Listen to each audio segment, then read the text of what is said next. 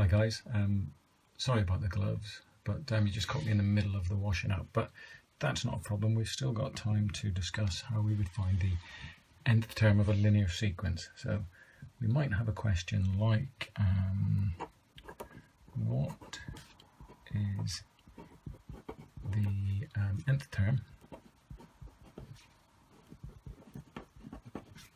of this linear sequence? Okay, so that's what we're going to look at. We're going to look at finding the nth term of a linear sequence, remembering that the nth term is a piece of algebra with an n in it that would let us find any term in a sequence.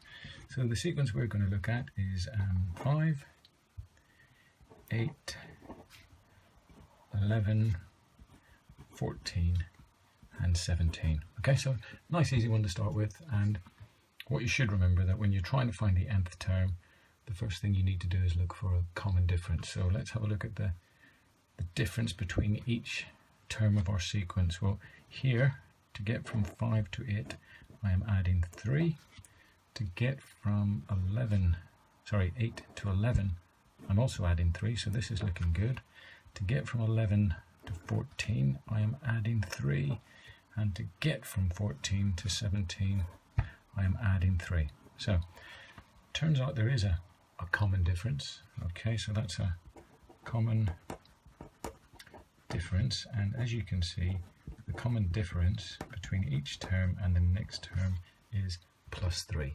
That means two things. That means my nth term of this sequence will have a 3n in it, okay, and it also means that my sequence is related to another sequence. Now it's related to the most famous sequence, which goes up in threes, and that is the 3 times tables. So it's related to the 3 times table. So that's really good. And what I mean by that was if our sequence was going to have, say, a birthday party with a nice piece of cake, there would definitely be an invite to that party for the 3 times tables, because that's how closely related they are. That gives us a 3n in there. Now, what you need to do then is you need to think about your 3 times tables, and you need to compare our sequence with the 3 times tables.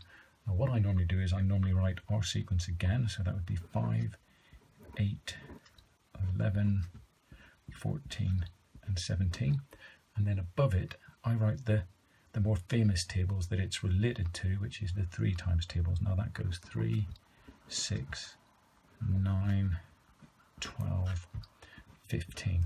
And then I say to myself, what am I doing each time to get from the famous 3 times tables to our sequence? Well, what I'm doing here is I'm adding 2.